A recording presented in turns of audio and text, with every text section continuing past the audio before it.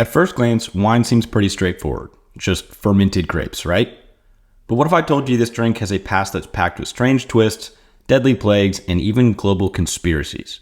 From ancient civilizations that worshipped it like a god, to a mysterious pest that nearly wiped it off the face of the earth completely. Wine's journey through history is anything but ordinary. Today we're unraveling the wild and unexpected story behind one of the world's oldest and most beloved drinks. Welcome back to Historicalish. This is a topic that I've wanted to cover for a while. The topic of alcohol in the ancient world, how it was discovered, and how it developed through time is fascinating to me. So if this is something that's interesting to you, don't forget to like and subscribe. I appreciate it. But without further ado, let's jump right in. The beginnings of wine, 7,000 to 6,000 BC. The origins of wine are as ancient as human civilization itself, with evidence pointing to the area surrounding the Caucasus Mountains, particularly in modern-day Georgia, as the cradle of winemaking. During this early Neolithic period between 7,000 and 6,000 BC, humanity was transitioning from a nomadic lifestyle of hunting and gathering to one of settled agriculture. This shift in lifestyle provided the foundation for cultivating grapes and creating wine. The earliest archaeological evidence for wine production comes from the Shulaveri Shomu culture in Georgia, where pottery fragments were discovered with traces of tartaric acid, a compound found in grapes, confirming the presence of wine. These pottery shards date back to around 6,000 BC, and their discovery is considered the earliest proof of grape-based fermented drinks. It's believed that early humans likely discovered wine by accident. Wild grapes left unattended would ferment naturally through the action of ambient yeast. When early settlers collected these wild grapes, possibly storing them in clay containers, they would have noticed that the juice inside became alcoholic over time. Once humans discovered the intoxicating effects of this fermented liquid, they began to intentionally cultivate grapevines and ferment grape juice to produce wine. Viticulture, which is the cultivation of grapevines, and viniculture, which is the process of turning grapes into wine, were still in their infancy during this period. But these early farmers in the Caucasus region likely began to domesticate wild grapevines. This domestication marked a significant advancement. Wild grapes tend to be small and sour, but by selecting plants that produced larger, sweeter fruit, they were able to enhance both the yield and quality of the grapes used in winemaking. The vessels themselves used to ferment and store wine were likely simple earthenware pots, precursors to the more advanced amphorae used by later civilizations. These early winemakers may have buried the pots in the earth to keep them cool, regulating the fermentation process in a natural manner. So there are several key archaeological finds that do provide insight into these early winemaking practices. Excavations in the 1960s in a Neolithic village in Georgia unearthed ceramic jars dating back to around 6,000 BC. In 2017, chemical analysis of these jars confirmed traces of wine, making this one of the oldest confirmed sites of winemaking. The pottery itself featured grape motifs, which obviously further suggested that the people of this region were aware of the cultural and symbolic importance of grapes and wine. So in these early agrarian societies, wine was likely more than just a drink. The fermentation process would have seemed almost magical, and the effects of alcohol may have been attributed to divine intervention. In fact, many cultures, including the Sumerians, Egyptians, and Greeks, believed that wine was a gift from the gods. Given its unique properties, wine was almost certainly used in religious and ritualistic contexts. Early humans may have considered the ability to alter consciousness through wine as something supernatural. The oldest depictions of wine and winemaking suggest its use in community gatherings and rituals, making it a substance deeply intertwined with early spiritual life. Some scholars suggest that the euphoric effects of wine might have even played a role in early forms of worship and community bonding. There is evidence that communal feastings and drinking rituals helped solidify social structures in early Neolithic villages. Sharing wine would have been an important part of these gatherings, symbolizing unity, fertility, and life-sustaining power of the land. Ancient Egypt and Mesopotamia, 3000 BC. The ancient civilizations of Egypt and Mesopotamia, which flourished around 3000 BC, were among the first to fully integrate wine into their cultures. Although wine was not as universally available as it would become later, it was already playing an important role in religious, social, and political life. So to start off with Mesopotamia, which is located between the Tigris and Euphrates rivers, which is modern-day Iraq, parts of Syria, and Turkey, it is often regarded as the cradle of civilization. Although the hot, dry plains of Mesopotamia were not ideal for growing grapes, wine made its way into the region through trade with the cooler, more fertile areas to the north. In Mesopotamia, wine was an elite product enjoyed primarily by the wealthy classes, including kings, priests, and high-ranking officials. Beer made from barley was the drink of the common people, as it was cheaper and easier to produce. Wine, on the other hand, was considered a luxury item and was used in religious ceremonies. So the Sumerians are the earliest known civilization to inhabit Mesopotamia, and while they relied heavily on beer, wine was a symbol of affluence and was primarily consumed by the elite. Wine was also an important part in their religious practices. In their mythology, the goddess Ninkasi, the goddess of fermentation, presided over both beer and wine, highlighting the importance of these beverages to the spiritual and social life of the time. By 1800 BC, under the rule of Hammurabi, the Babylonians codified laws that included the regulation of wine prices and the conduct of tavern owners. These laws reflect wine's growing importance in Mesopotamian society, as it became a commodity subject to trade and taxation. The Babylonians imported wine from the Levant and from other regions to the north. Mesopotamian scribes are famous for documenting transactions and inventories on clay tablets, and some of these records actually include details of wine shipments, storage, and consumption. For example, a tablet from the city of Mari records the receipt of a wine as a tribute or diplomatic gift from foreign lands, signifying that wine was already being used as a form of wealth exchange. Wine also had a significant religious value in Mesopotamian society. Priests used wine in offerings to the gods, believing it to be a gift fitting for the divine. The temple complexes of cities like Ur and Babylon would have stored large quantities of wine to use in sacrifices and religious ceremonies. The Epic of Gilgamesh, one of the world's oldest literary works, provides a glimpse into Mesopotamian views on wine. The epic's hero Gilgamesh encounters Siduri, the goddess of wine and brewing, who offers him wine and advice on how to enjoy life's pleasures. This literary work also suggests that wine was not only associated with religious life, but also with the more hedonistic pursuit of pleasure and relaxation. I think Hammurabi's code is also pretty interesting here. For instance, tavern owners were forbidden from watering down their wine or charging excessive prices. Violating these laws could result in severe punishment, including the death penalty for dishonest tavern keepers. And obviously, this extreme regulation just reflects the high value placed on wine, as well as its potential for corruption. So while Mesopotamia was importing wine, the Egyptians were actually growing it themselves along the fertile banks of the Nile River. Wine, known as urp in ancient Egyptian, played a crucial role in both everyday life for the elite and in the spiritual realm. Egypt had ideal conditions for grape cultivation, especially in the Delta region, where the Nile's floodwaters deposited nutrient-rich silt. By 3000 BC, Egyptians had developed sophisticated viticulture practices, growing several varieties of grapes and producing both red and white wines. Wealthy Egyptians owned vineyards that were carefully tended by laborers. Illustrations of these vineyards found in tombs show rows of grapevines supported by wooden poles, with workers harvesting the fruit. The scenes also depict the winemaking process, including pressing grapes by foot and fermenting the juice in large pottery vessels. Egyptian vineyards benefited from the Nile's irrigation system, which allowed them to cultivate grapes more efficiently. The harvesting season was a time of celebration, as the Egyptians would hold festivals to thank the gods for bountiful grape crops. In Egypt, wine was closely associated with both religious practices and daily life. However, much like Mesopotamia, it was a drink primarily reserved for the elite. The lower classes drank beer, while nobles, priests, and the pharaoh drank wine. Wine was considered an essential offering in funerary rituals. Wealthy Egyptians were often buried with amphorae filled with wine to take them into the afterlife. And as the pharaohs were seen as living gods, they believed that drinking wine brought them closer to the divine.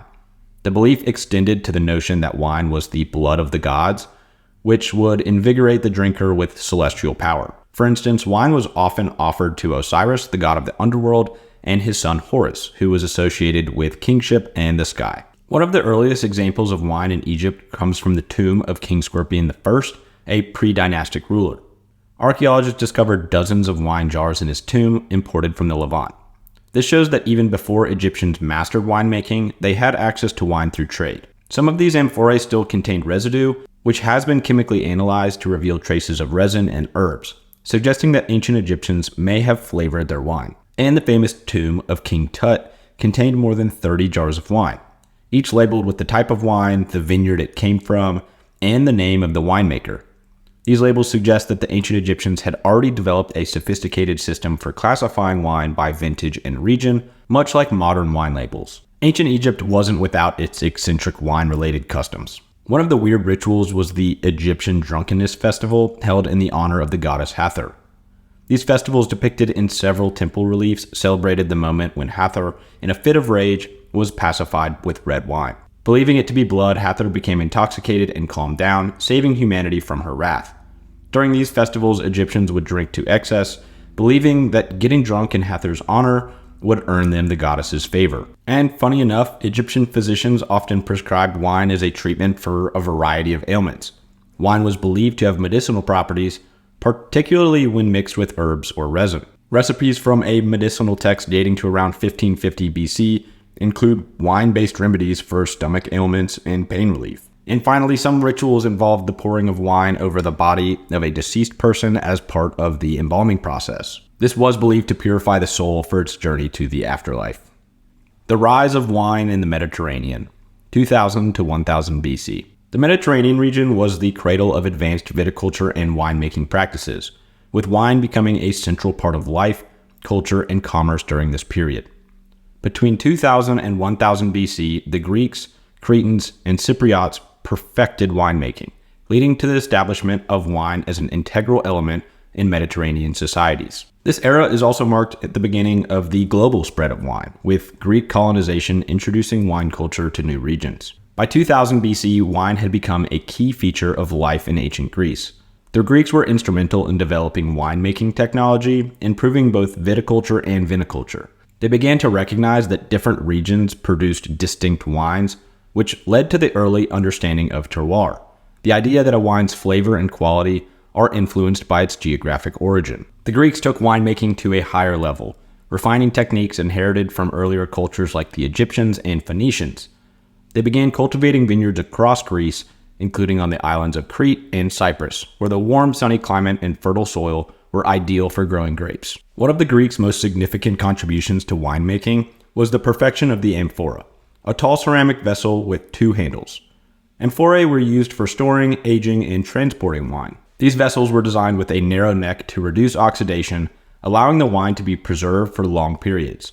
The Greeks also sealed their amphorae with resin or wax, which protected the wine from spoilage and gave rise to Retsina, a type of wine flavored with pine resin that is still produced in Greece today. Greek vintners also produced advanced pruning technique to maximize grape yield and improve quality.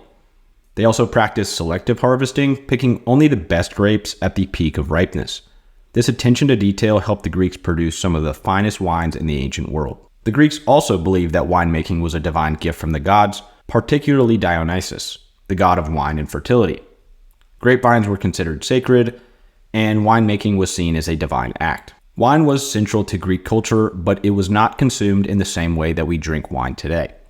Greeks typically drank their wine diluted with water, considering the consumption of undiluted wine as uncivilized or even barbaric. One of the most important social institutions in ancient Greece was the symposium, a gathering of elite men for drinking, discussion, and entertainment. The symposium was a cornerstone of Greek culture and philosophy, as it provided a space for intellectual debates, poetry recitals, and political discourse, all while consuming wine. The symposium also followed a strict structure. First, participants would begin with a ceremonial toast to the gods. Then, wine would be served, typically diluted with water, often 3 parts water to 1 part wine. The consumption of wine at these gatherings were moderated to encourage intellectual conversation rather than drunkenness. The host, known as the symposiarch, decided the ratio of water to wine, which obviously controlled the mood of the evening. And it's at this moment in history where we see wine not only be a luxury item for the elite, but became a staple of the everyday Greek diet, consumed with most meals. Both men and women drank wine, although men typically drank in larger quantities. The Greeks believed that wine had medicinal properties, and physicians often prescribed wines for various ailments ranging from digestive issues to insomnia. As Greek culture expanded through colonization and trade, so did Greek wine.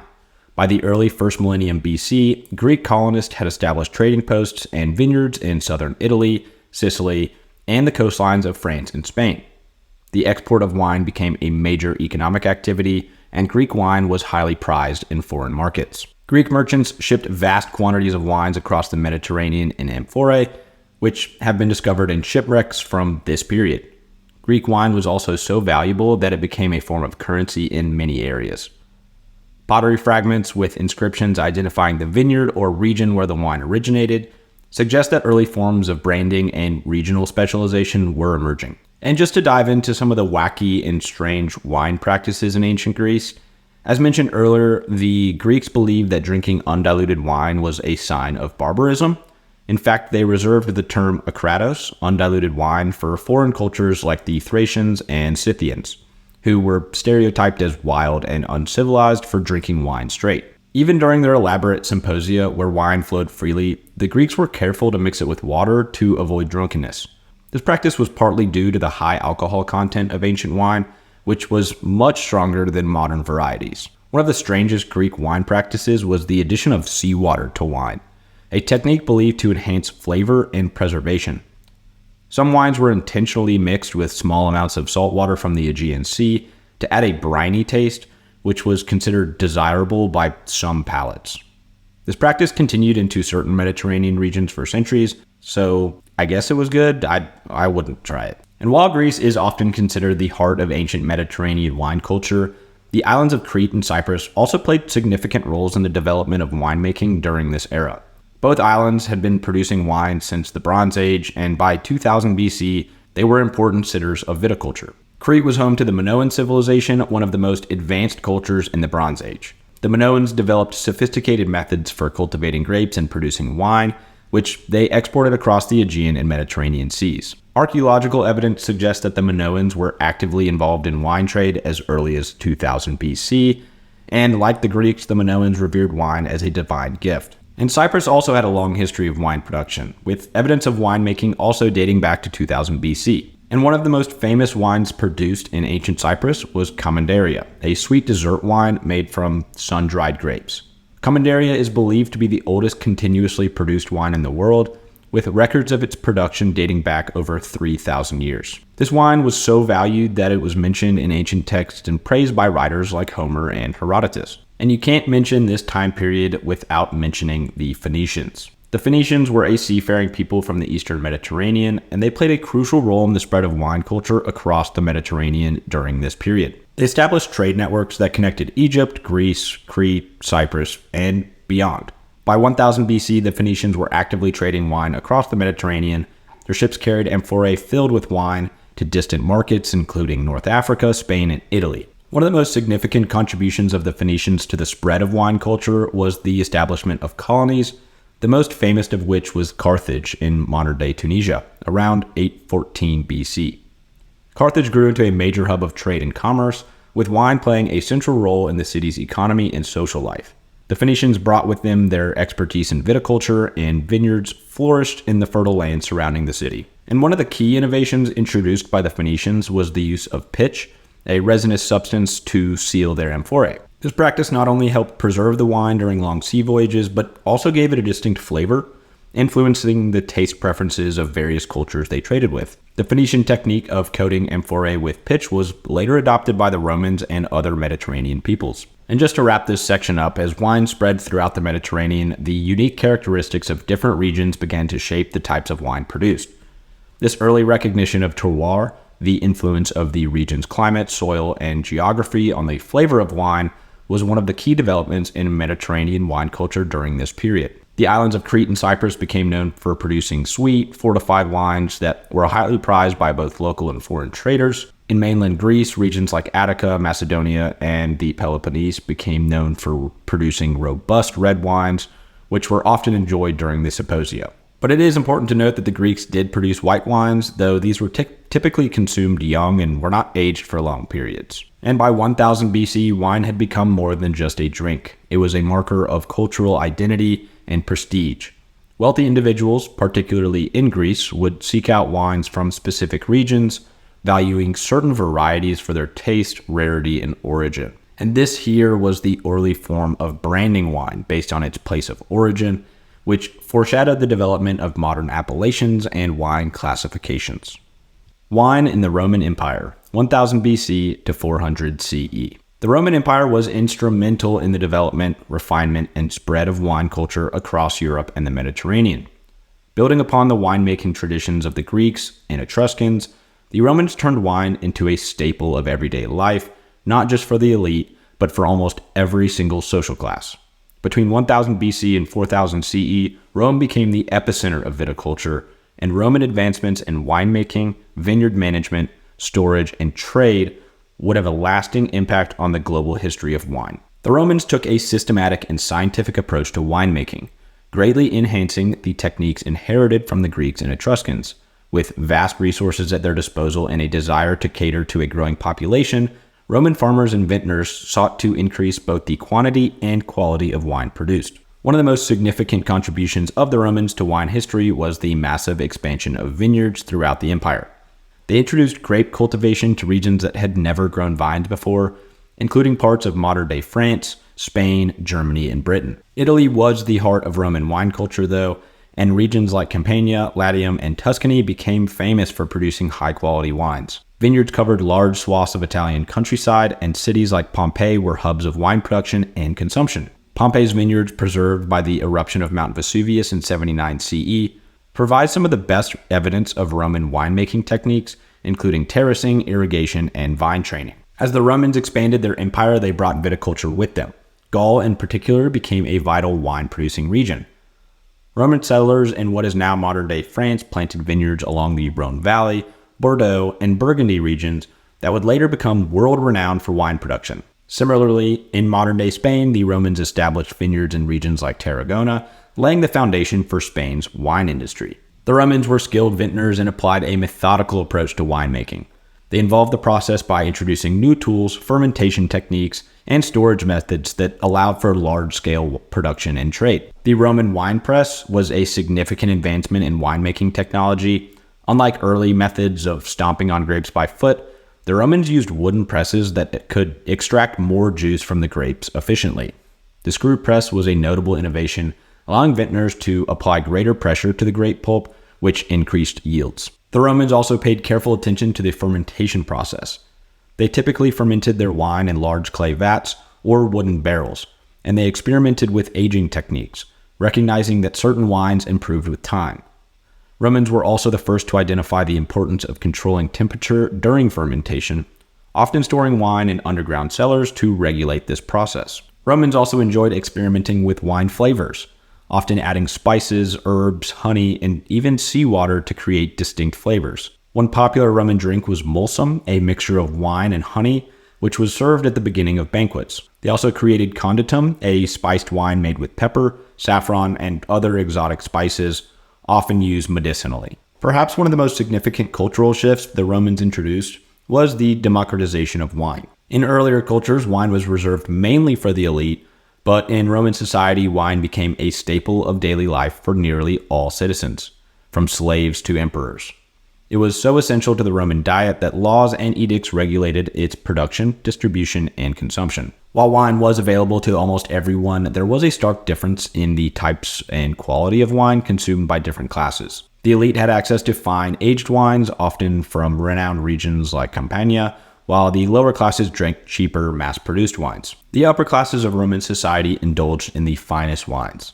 Falernian, a legendary wine from the slopes of Mount Falernus in Campania, was one of the most famous and expensive wines of the Roman Empire. It was known for its strength and high alcohol content, and was highly prized by emperors and aristocrats. Vintage wines stored for decades in amphorae were a status symbol, and wealthy Romans would proudly display their aged wine collections during banquets. For the lower classes, wine was still widely available, but it was often of lower quality. This everyday wine was often diluted with water and had a much shorter shelf life.